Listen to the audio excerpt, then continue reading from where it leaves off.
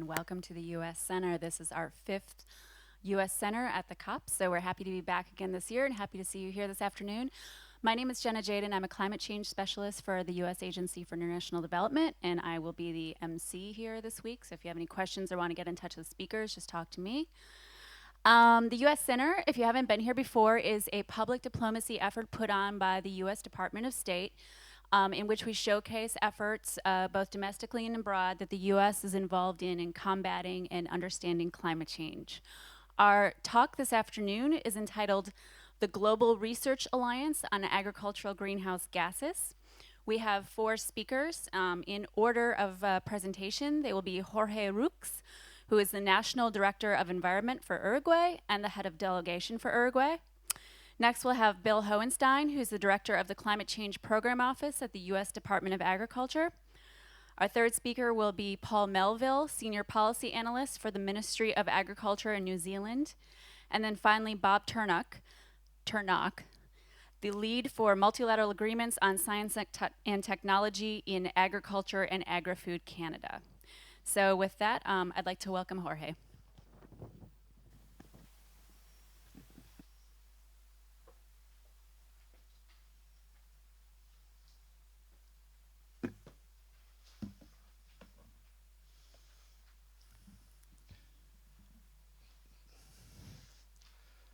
Thank you very much. Good afternoon, all friends and colleagues that are here. We thanks particularly to the U.S. Center to have this opportunity to present our work together in the Alliance. Uruguay is proud to be, during the present period, the presidency of the Global Research Alliance on Greenhouse Gases to improve sustainable agriculture. Then for us, it's really a pleasure to have the opportunity to share our experience here with our colleagues. Uruguay was one of the first countries in Latin America recognizing the importance of this cooperation under the Alliance. This is because of our high vulnerability to climate change and the main importance that we give to agriculture and livestock that play in our social, economic, and cultural development. Research for us is a key factor for sustainable development of adaptation of climate change. 5 years ago, our president created an institutional climate change system in response to climate change. This system includes the different level of representation of agencies and research institutions together with policymakers of national and local institutions to develop a strategy and integrated plans for climate change adaptation and mitigation. And as a concrete result, these are already in place, underway, and the research program are linked to implementation demands. In particular a particular role is played by the rural sector, including the executive ministry and the research institutions related, working in cooperation to support with, excuse me, I am quite blind. It's difficult to read, but I will succeed.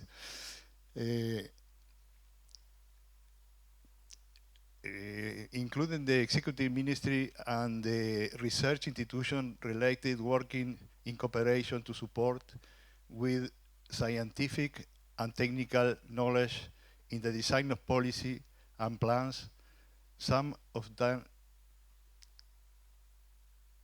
already underway. But we cannot be alone and without support. This is part of the global challenge in which there are different importance, different responsibilities, and different capacities.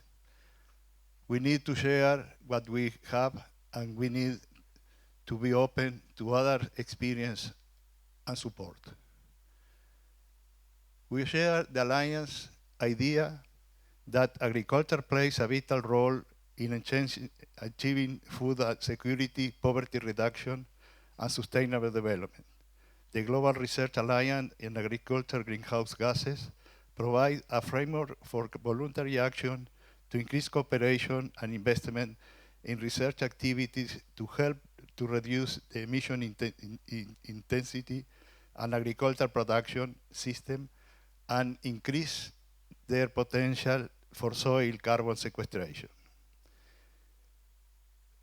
In addition, promote agricultural efficiency, productivity, resilience, and adaptive capacity of agroecosystem, thereby contributing in a sustainable way to overall mitigation effort while still helping meet food security objectives.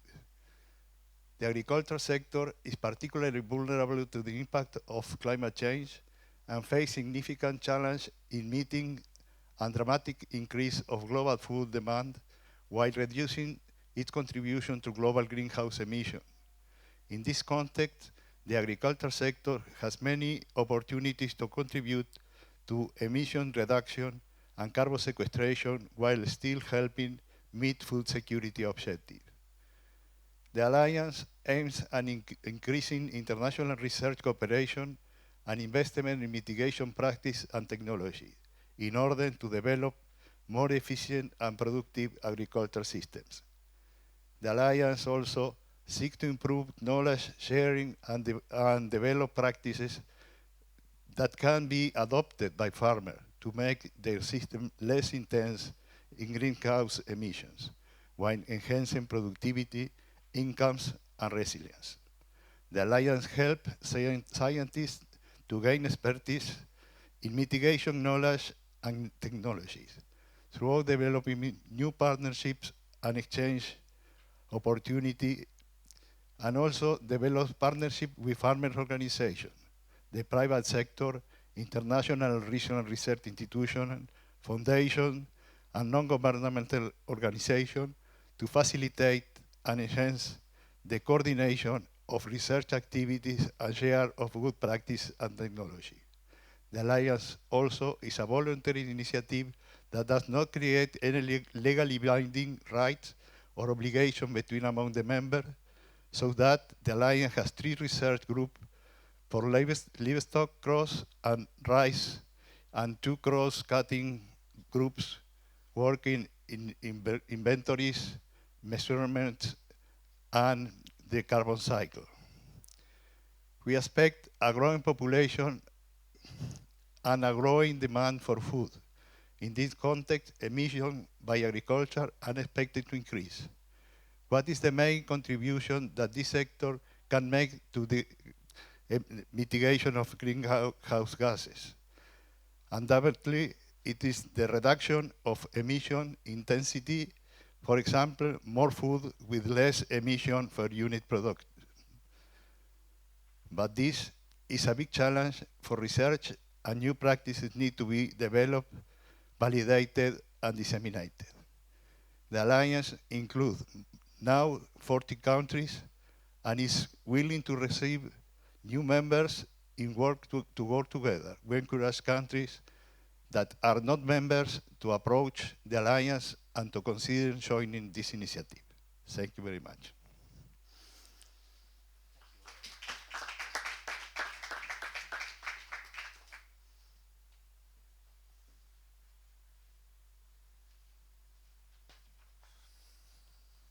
Hello, I'm Bill Hohenstein. I'm the director of the climate change program for the U.S. Department of Agriculture, and we're very happy to be able to host this meeting today of the Global Research Alliance.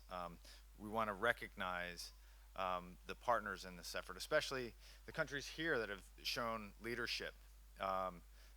New Zealand, in many ways, this was New Zealand's idea. They came to us before COP-19 and to a number of countries and really spearheaded the effort to establish this Global Research Alliance. And they're leadership really needs to be recognized, because in many ways this is a tremendous success story of international cooperation on research and practical ways of advancing the science around greenhouse gases and agriculture. We also want to recognize Canada and of course Uruguay, who's serving as the presidency and hosted a wonderful meeting of the council in July in Montevideo that I had the pleasure of attending. And you know, when you think about the title, Global Research Alliance, it is global. We have right now 40 countries that are members, which is up quite substantially from when we started this back in Copenhagen. It is focused on research. It's a very practical scientific effort. In fact, after we launched it, folks like myself stood back, got out of the way, and let our researchers take the lead in the working groups and getting the practical work done. And it clearly is an alliance, and it's an effective one. I want to provide a short overview of some of the structure of the alliance and some of our goals and objectives. And then we'll hear from both New Zealand and Canada on their experiences, why they joined the alliance, why they led the effort, and what they're getting out of it. But first, just to be clear, this is a voluntary international collaboration focused on at leveraging our research endeavors and improving our capacity through cooperation. The focus is on farmers, ultimately, getting information to farmers on improved management practices that can reduce greenhouse gas emissions in a sustainable way and enhance productivity. There's a clear effort to promote the synergies between mitigation and adaptation and focus on technologies and practices that can both reduce emissions while at the same time making farms and farmers more resilient to climate change. One of the things we found, and one of the reasons why we were so interested in joining this alliance, was that when we looked at the research and the data that was out there on agricultural greenhouse gases, there was a lot of noise. Folks were measuring soil carbon different ways and reporting it in different ways. And so there's an effort under this alliance to come up with common protocols and common measurement systems so the researchers can communicate with each other. And when they share data, they understand the provenance of that data and where it comes from and how it was collected. And that's an important component of this alliance. A focus on exchanging information, building common databases, sharing information, and sharing information about technologies. You know, we have a tremendous amount of research going on within the United States on agricultural greenhouse gases, but we certainly don't know it all, and in fact, we're learning a great deal from our partners. We're learning from Canada on technologies that can reduce ruminant methane emissions through changes in diet. We're working with our European partners on improved anaerobic digester technologies, ways of managing animal manure to not just reduce greenhouse gas emissions, but produce energy as well. And there's an effective role for partners, not just the governments, but researchers, corporations, and academic institutions. The alliance is successful because it's grown and it keeps growing. We expand partners pretty much every year. Every meeting we have, we're building a broader partnership. We now have 40 countries representing virtually every continent, and 4 of the 40 are here today. And as Jorge mentioned, we're organized, our technical work is organized in 5 areas. 3 substantive working groups, 1 focused on livestock, 1 focused on cropland research, and 1 focused on paddy rice, and then 2 cross-cutting research areas, 1 focused on inventory and measurement technologies and practices, and then nutrient cycling, carbon, soil carbon, and nitrogen cycling. Let me run through these very briefly. The croplands working group is co-chaired by Brazil and the United States. We have 3 major focuses of our effort. You know, first, quantifying net greenhouse gas emissions, including carbon sequestration, and improving the measurement protocols, focusing on agricultural peatlands and wetlands, and then doing a better job of modeling nutrient cycling. And so within this research group, there are 3 subgroups that are active. The livestock research group is co-chaired by New Zealand and the Netherlands.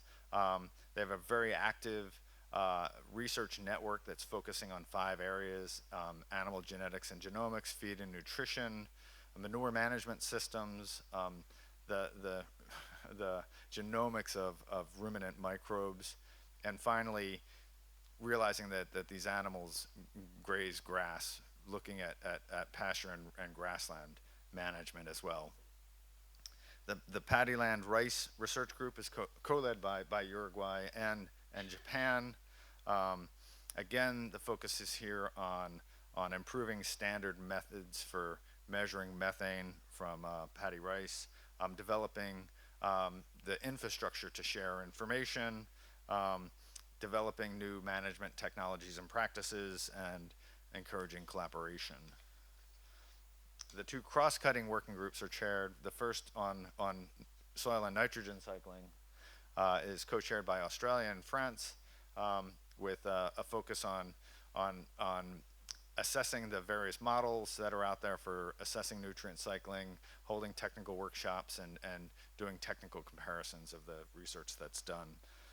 On inventories, Canada and the Netherlands again are co-chairing that working group focused on systematic quantifications of greenhouse gas inventory methods and providing guidance again to the other working groups on the validation of models and how to assess mitigation technologies and practices in that context. So when you think about the alliance as a voluntary infrastructure, the focus that we have is really on building the science and delivering it to people, and we're doing that through collaboration. A lot of the collaboration is taking stock of what we're doing and how we could be doing it better, comparing it to what's going on within other research institutions in other countries. Capacity development. There's an important component of this alliance where we're working with countries that may not have capacity in a certain area, and we're sharing our information and we're bringing researchers together to improve their capacity. Information sharing and tech transfer is obviously a part of that. We're building formal databases that can house a lot of this information, and I'll talk about a little bit about that in a minute. And then finally, delivering this, making the connection to decision making. So when the U.S. is now fully bought into this as a concept and as a program, and in fact, domestically, the researchers that are working on agricultural greenhouse gas emissions and carbon sequestration, they're expected to participate in the Global Research Alliance. Our researchers within our in-house research institution, the Agricultural Research Service, it's basically part of their job. When they conduct research on soil carbon or methane or nitrous oxide emissions from cropping systems or livestock systems, the results of that research are expected to contribute not only to our work domestically, but also to the Global Research Alliance. In addition, we have an international fellowship program, a program called the Borlaug Fellowship, where we bring researchers from developing countries to the U.S. to work at U.S. institutions, primarily universities, the land-grant universities within the U.S., and partner with our researchers for a period of time, and then go back and take what they've learned and apply it to their circumstances. And we've carved out a special component of this Borlaug program to focus on the Global Research Alliance, and it's been quite successful, and we just finished the announcement for the 2014 enrollment into that program, and we've had good enrollment each year of 5 to 10 researchers each year coming to the U.S., working at U.S. research institutions on agricultural greenhouse gases, and then taking that knowledge home with them. We're now collaborating with France and a consortium including a number of the GRA members on joint financing of research through the FASI JPI proposal initiative. We're linking what we're doing to our greenhouse gas accounting tool, our domestic tool. And then within the croplands working group, we have an infrastructure of 29 research sites around the US that are conducting consistent measurement of soil carbon, methane, and nitrous oxide on cropland systems. And it's a system called GraceNet, and they have a consistent protocol for how they're measuring greenhouse gases and soil carbon.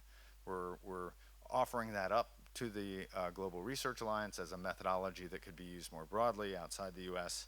And we're working with countries to develop a coordinated database of these sites, not just within the US, but around the world. And what we're finding is it's a great network. We've expanded from the 29 US sites to over 200 across 16 countries within the Global Research Alliance. And so, again, a tremendous success of information sharing, building capacity, leveraging our research with the research of others, and then sharing the results within the consortium. So we're very happy with the progress we've made under the Global Research Alliance. We think we can expand upon it. So for countries or agricultural experts that are out there, that there are countries not a member of this alliance, consider joining, consider signing up, joining our technical work. It's a voluntary initiative, but it's one that has really great benefits in terms of information sharing and capacity development. So with that, why don't I turn to some of our partners, and we can hear from New Zealand, the lead country in terms of establishing the Global Research Alliance, on their perspectives on the alliance, why they joined, and where they see things going. So thank you.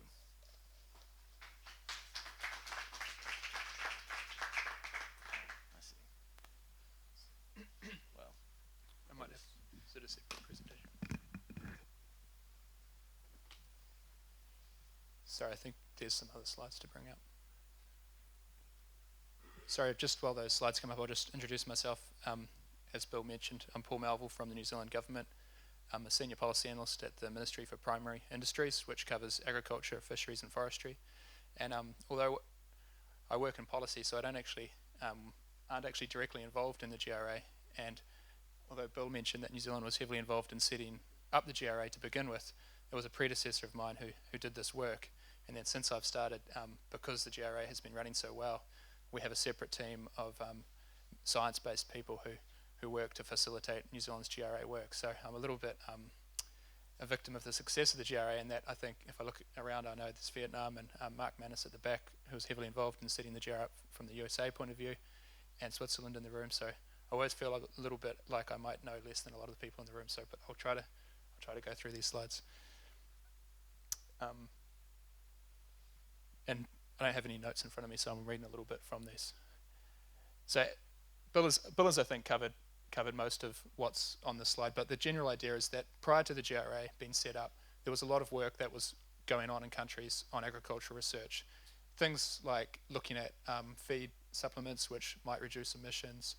In New Zealand we were focusing on methane inhibitors. There was soil carbon work going on, but there was no coordination between this work. And as Bill mentioned, agricultural systems vary a lot. So in New Zealand, about 90% of the feed that is given to a dairy cow is grass, and for a beef and sheep, it's close to 100%. And we have 10% supplement that's used in the shoulders of our temperate season. But if we look at research from across another part of the globe, which is looking at feed supplements, it's really hard to know how this applies to New Zealand, because you're adjusting a different set of base conditions to reduce emissions. So there was this need to understand each other's research more, and also to step up the research, facilitate more investment by governments in this research. So there was kind of twofold driver behind setting this research alliance up. I'll skip through a few of these. And in terms of New Zealand's involvement in the GRA, you could probably split it into two separate streams. This first stream is similar to some of the work that Bill outlined in collaboration with scientists in other countries, capacity building. We fund a number of, there's the two programs where we'll fund, first of all, New Zealand scientists to go for 3 months at a time to developing countries on exchanges to work with scientists in other countries, facilitate capacity building in those countries, knowledge sharing, working together, but also we fund 6-month exchanges of countries from scientists from developing countries to come to New Zealand and work with our systems and our scientists and take knowledge back to their own countries. And these programs are available to all countries. They're not some of which we've limited to countries that have joined the GRA. It's just a general program which is done through the GRA but available to all countries. I think, sorry. So there's the Learn program is one of these. This is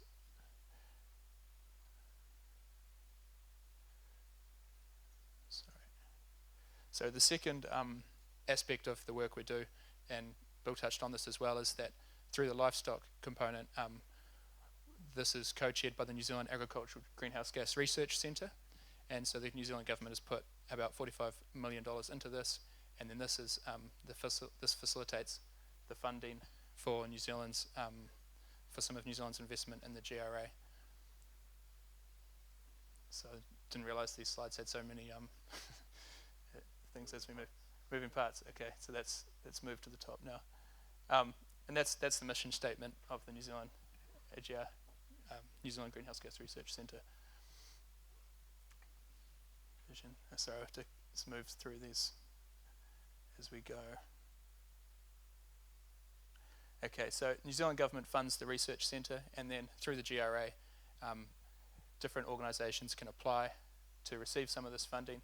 And as Jorge mentioned at the start, all the work in the GRA is voluntary, and it might be that New Zealand works with other countries within the GRA. We facilitate the investment and the funding together, and in terms of how the IP from the project is managed after the fact, each individual piece of research will define this for itself. So there's no necessarily GRA rule on this, and so these are some of the organisations in New Zealand which have received funding through the GRA.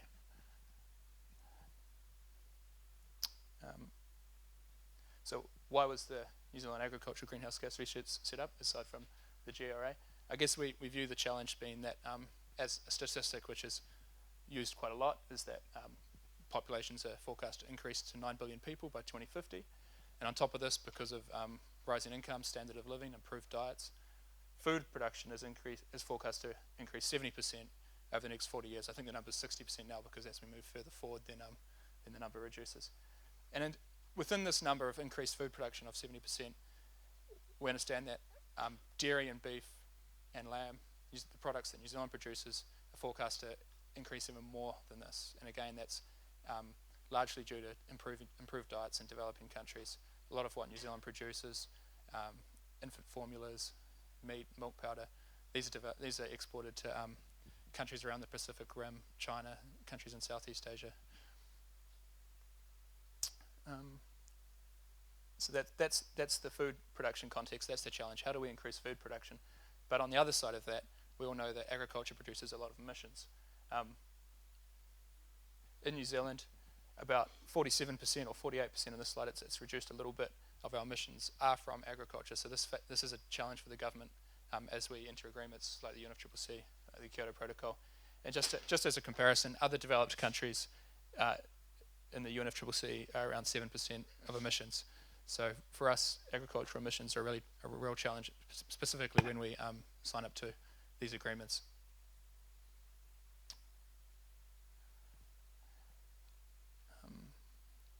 In terms of the areas that the research centre is investing in, there's these 4 key areas, and then there's an administration component. So obviously methane, nitrous oxide, soil carbon, and then farm systems. So the farm systems part of it, a lot of it is just improving. It's not necessarily a lot of the other investment is new research, new technologies, long-term issues, whereas the farm systems is using current technologies to do things better, improve efficiency. And you can see between methane and nitrous oxide, there's a roughly an even split, and then the last third goes to soil carbon and farm systems. Okay, move through some of these. I've got quite a few slides, so I'll move through some of these fast, but maybe Bill will circulate some of them. But these are I've still got.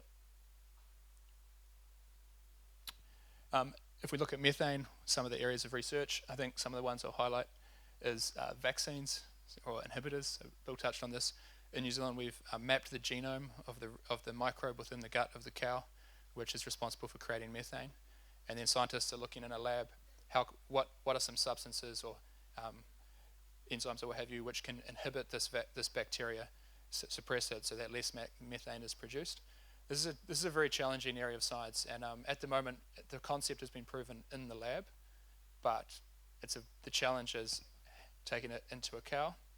So you've got the bacteria in the lab and you're suppressing them, taking it into the farm, and then the final challenge, taking it into the market, because it's one thing to do something in your own backyard, but as an export-focused nation, the things we do need to be acceptable to the markets that we export to. Another area that I'll highlight is the genomic basis for low methane sheep. So this is looking at pure natural variation. If you took a random sample of sheep, mapped the methane produced by each of them for the amount of grass that they're consuming, and then you look for normal variations, and then looking for a genetic link to that. So can we isolate genes in those sheep and breed for low methane? And this is quite exciting also because from the farmer's point of view, methane is lost energy from that sheep. So if a sheep is able to digest grass with producing less methane, perhaps there's a production benefit.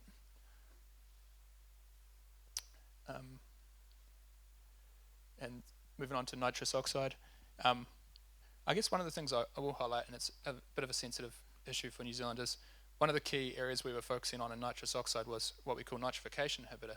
And again, this is bacteria in the soil this time rather than the cow's gut, which is producing nitrous oxide and using a substance to inhibit that bacteria in the soil. And it's a win-win, because when that bacteria isn't breaking down the nitrogen in the soil, then there's more nitrogen available for the grass. There's less lost as nitrous oxide, there's less lost as nitrate to the waterways, and there's more available for the grass. Now, while that was proven in the lab, and farmers were using this in New Zealand, there was a backlash from the market. So we stopped using this in New Zealand because people that we were exporting to viewed this as a chemical entering the farm system. So it just highlights the difficulties are more than just science. There's market acceptance issues with these environmental technologies. And also soil carbon. I think I'll move through and give the floor to Bob in a moment. Farm systems. Some of the things focused here is working on farm models. So working on a farm model where farmers can input parameters into the model, and then it'll give them an estimate of the emissions for their farm. So this is a really good case of the government building capacity in the private sector in New Zealand, and then the private sector seeing the opportunity and picking it up. So we've built the model through GRA and other research within New Zealand. Other research programs, we looked at one of the issues with the model was that there was too many parameters for the average farmer to be able to use this model, and it was really a model that only an expert could use.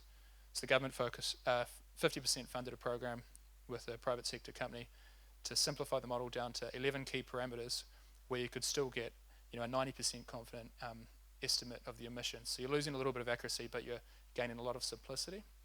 And then we looked at putting this on 300 sample dairy farmers in New Zealand out of a total population of about 14,000, and working on a system. So this was 50% funded by the government, where the farmer will be able to put these 11 parameters in, and then they'd receive a report back from the model which would say, this is where you are for your nutrient conversion efficiency and emissions efficiency, and this is where the bell curve is for your neighbours, your region, your catchment we base it on. And the reason that you're poor or you're good is explained, and if you'd like to know more, here's a phone number you can call and a specialist will talk to you. If you wouldn't like to know more, then that's fine too. And so that was done with 300 farmers originally, 50% funded, and now that company has rolled that out to all their suppliers, which is 90% of New Zealand's dairy industry, and they've hired 20 sustainability specialists to talk to farmers about the inputs of the model. And that's last season was the first year that data was put into that model, so this season is the first year that farmers see the numbers. So we're encouraged, and I think it's kind of it's a coaching approach, working with farmers, helping them understand things more, empowering them to make better decisions on their farm. And so that's a quick summary of some of the work that New Zealand's doing in this area. Great, thanks, Bob. We're now going to turn to Bob Turnick. Agriculture and Agri-Food Canada. I was wondering where that went. Share a little bit of a common theme here. I recall some 3.5 years ago writing a briefing note in my department on something called the New Zealand proposal, which ended up being the Global Research Alliance. And coming back to get information for today has been an interesting follow-up on some work that's was involved in years ago, but haven't been that involved as recently. So, great.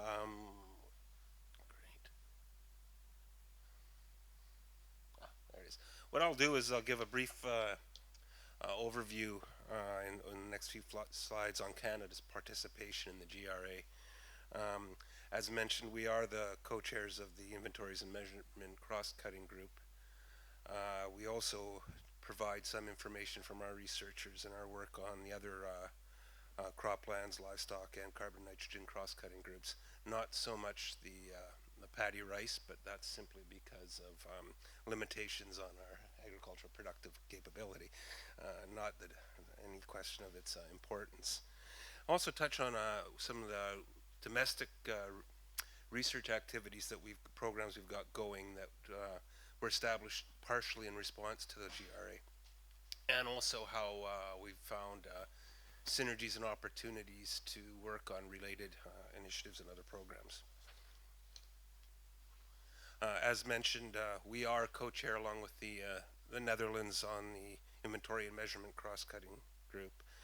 And at the moment, there's 3 main initiatives that we are looking at. The first one being to provide guidance on the measurement of soil organic carbon.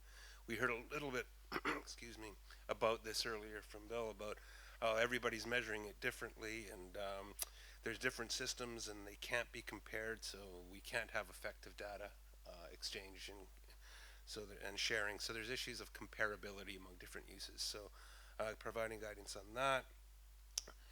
And as part of that, we take advantage of the pooling exercise and experience to develop new guidance for data sets moving forward, building on existing work. And with regard to the soil organic carbon, we are developing it incrementally, going by issue, and currently grassland systems, soil organic carbon estimation, carbon pools are the current priority issues for this initiative. The second priority area for initiative under the cross-cutting group is to provide guidance on greenhouse gas intensity measures to support sustainable intensification. This needs approaches that can use available statistical data for national inventories, and we also need measures that are instructive as to how to reduce greenhouse gas intensity, and it's also easy to use and update, because if we make it too difficult and the bar is too high, you would just build something that's really neat and gives you what you want, but nobody will ever use it because it's too complex. The final initiative under this cross-cutting group is the use of Earth observation and remote sensing to assist in greenhouse gas inventories. And we're looking to develop operational methods to fill data needs for inventories using remote sensing. And there's been just because of the membership, there's been a major advantage to sharing experiences and learnings from the different approaches going forward. Something that we have other activity in other multilateral organizations, including the GCAM and the GeoGlam work that is ongoing on this. We're also involved in the other research groups to some extent. The croplands group, we're providing our database to the coordinators of that group on greenhouse gas emissions and soil carbon change in Canadian cropping systems, and hope that this will be used to help build and strengthen an international database on that. And we're also, we haven't really done much on this yet, but we're keen on building the knowledge and understanding of agroforestry systems in cropping systems from a mitigation perspective. In the carbon and nitrogen cross-cutting group, we want to work more on the modeling of nitrous oxide emissions from croplands, goal of identifying mitigation measures. The livestock group, the research to measure enteric methane emissions and techniques to measure emissions from cattle on grazing pastures, which is one that I know very little about this effort, but I find it incredibly fascinating simply because in the past we always used to say, well, if it plops on the grass, you don't have to count it, but I think we do. So it'll be interesting to see the results coming out of that. One of the responses that Canada had when it joined the GRA was to develop what we've called the Agricultural Greenhouse Gas Program, or AGGP. It's a $27 million program to advance research, transfer technology, and encourage the adoption of beneficial management practices to mitigate agricultural greenhouse gas emissions. This is not government research. This is research by academia, farm sector groups, and provincial governments as well. And one of the criteria for the funding is that the researchers are required to provide information and knowledge transfer as part of their work and their deliverable. It's not just a journal paper or a new technology. There's a requirement to make that available. To date, we've got 19 projects going, and they're delivering practical benefits to farmers in several areas, including mitigation in dairy, nutrient and manure management and cropping, improved water conservation and fruit production systems, and temperate agroforestry systems. We've also found that the GRA has opened up new opportunities for cooperation with other organizations. We've been working with with CCAFs to provide fellowships for African and Southeast Asia to build capacity for developing greenhouse gas inventories and measurement methods. And we're also working with the Climate and Clean Air Coalition, CCAC, which is a voluntary coalition to reduce global emissions of short-lived climate pollutants, including methane from livestock. The Alliance and the CCAC both have the aim to improve scientific understanding and mitigation strategies. So we're looking and expecting that there'll be greater synergies between these two efforts going into the future. So sort of to wrap up my little rant and chat here, for Canada, the Alliance remains an important mechanism in our work to promote productive and sustainable agricultural systems. Key benefits for us are the synergies created with working with other countries and organizations, both inside and outside of the GRA, because this involvement in this builds new relationships and networks that you weren't expecting. There's also the resulting sharing of expertise and experiences to address food security and mitigation. So, as I said, important mechanism, really a good network builder, and Canada is very pleased to chair the GRA for 2012, and we look forward to further collaboration. Great. Thanks, Bob. All right. Well, before we turn to questions, let me just summarize a little bit of what you've heard. I think it's clear that the benefits from this program really are to the farmers. Ultimately, by reducing the uncertainties around the practices that can reduce greenhouse gas emissions and improving the confidence in the assessment of those benefits, we're going to be able to provide farmers with better advice on how to reduce their greenhouse gas emissions. And that's sort of a joint interest of all the countries that are members of the GRA. It's clear that this really is focused on science and research. We're not trying to implement policy through the GRA. We're trying to share information and build capacity. And that the members are members because they see benefit in it. That it's a voluntary initiative, and folks join because their researchers want them to join. They want to be part of this. They're gaining access to research that's going on in other parts of the world that they wouldn't otherwise have access to, and sharing data and information. And so it's really a great example of what can happen when you allow for this kind of collaboration. So we have a little bit of time for questions, and Jenna, I think you're going to MC that. we hope you, if you haven't joined, if your country hasn't joined, you think about it. You look us up. There's a great website that describes all of this research, and that you take away from this that it's an effective partnership. Great, thanks, Bill. Any questions? All right, please state your name and affiliation.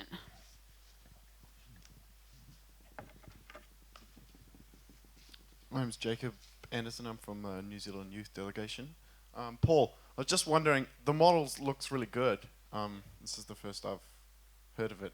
Is there any incentive for farmers, depending on how they score, to sort of engage or not engage with the model, and will it kind of become a thing of practice for all farmers, or is it? I mean, obviously it's still a voluntary thing, but again, is there some sort of incentive, I guess? Sorry, is this, yeah, that's on.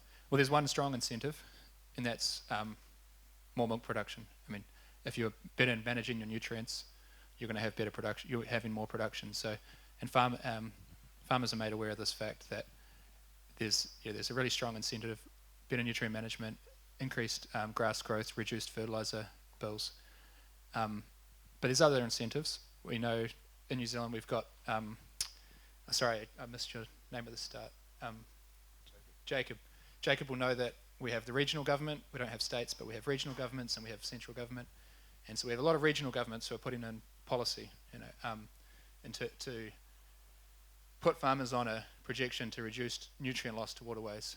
And so in one region, in the Manawatu, Jacob, there's policy where farmers have nutrient targets, and every time if they, when they consent to farm, the length of their next consent is based on how much they've reduced their nutrients. So you'll get a 20-year consent if you've reduced to a target level. You'll get a 10-year consent or a 5-year consent if you haven't met those. So there is policy at the regional level, but farmers came to us at central government and they said, well, the challenge here is that policy is one thing, but farmers need assistance, they need coaching, they need empowerment, and so you can't mandate someone to do something if they don't have the tools to do it or they don't have the knowledge to do it. So it's the program, and it's with Fonterra, who has 90% of dairy farmers supply Fonterra in New Zealand, but other dairy companies are welcome to pick it up. But Fonterra is funding those 20 sustainability specialists, and they're funding the tool going out to all their farmers. So Fonterra is saying, well, we're going to coach our farmers, and the government supported them in building the capacity to develop that tool and develop the program. We're going to support our farmers and coach our farmers to both improve their productivity, that's great for the milk processor, Fonterra, reduce their nutrient loss, that's great for the environment, it's good for the farmer because they have a license to operate in their regional communities, and then it's good for the government because it reduces their emissions as well, and it's good for the climate. So yeah, I think there's a win-win there, and there's strong incentives across the board, but we were kind of coming into an environment which was already in place and looking to fill the gap. So yeah. Other question? Thank you very much. My name is Gaston Funes. I am Counselor for Agricultural Affairs in the Embassy of Argentina to the EU. Even when my country is member of the Global Research Alliance, sorry, because I am personally not very deeply aware of the functioning of the alliance. So how is the process of communicating the outcomes or the advance of the different projects that you are carrying out, both to the government of the members, as well as how public are these outcomes in order to get some information from them? Thanks. Sure, we will. I might take a shot at this because I think how we're communicating this back within each of our countries may be a little bit different. The working groups function actively. In fact, the croplands working group just last week met in Gainesville, Florida, and we had 40 researchers from around the world come together to share information face to face, to gain insight from what the others were doing and to take that back. And so this process of holding annual meetings of each working group, each of the 5 working groups, has actually been quite beneficial in facilitating information sharing. And then in addition to that, there's a council meeting where all of the governments get together to share information and to make some decisions about future governance of the alliance. In many ways, it's up to the governments then to take that information and to employ it domestically. And so, for our purposes, this work will ultimately fit into greenhouse gas guidance and tools that we're developing for our farmers. We have similar tools to what New Zealand has. We have a tool called COMET, which is a soil carbon tool. We're developing tools for livestock as well, and ultimately into our programs, our domestic programs.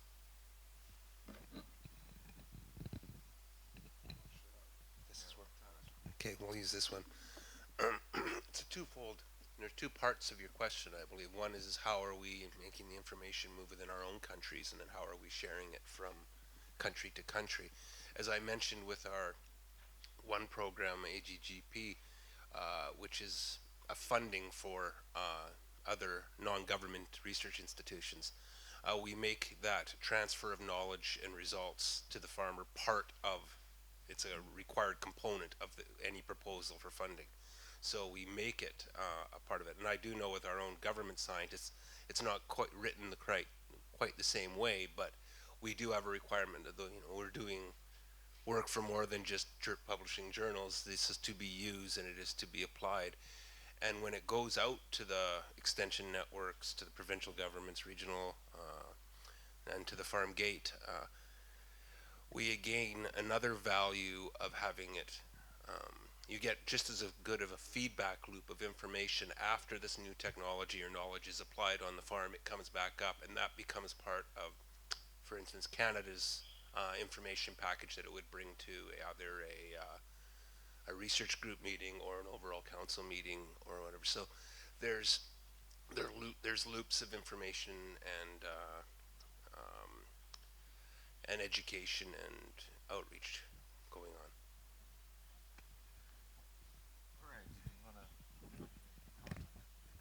Maybe in our case, what we have is a climate change system. It's an institutional arrangement between different institutions that work in climate change. This system is related with the ministries that are in charge of policy development and with the research institutions that work in helping with knowledge to the building the policies. Then the different institutions that are working in research are connected to the alliance in the different groups. And then they have a kind of networking with the different areas that they are working. And there is also this possibility to meet and to have the opportunity to discuss face to face. But what is very important is that the different institutions that are related with the research are involved directly in the alliance, trying to develop the different programs together with the other countries and having the inputs of the other countries, but also having the relation with the demand for the research in the internal policy that make this happen with the farmers.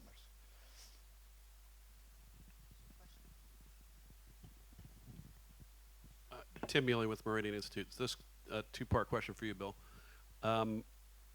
So it's my understanding that the Agricultural Research Service is very much involved, and it sounds like required to be involved. What about the land-grant universities and their degree of engagement? And the second question is, how is this whole effort being received domestically from the farm community, in particular Cattlemen's Association, Farm Bureau, maybe corn growers, those kinds of groups?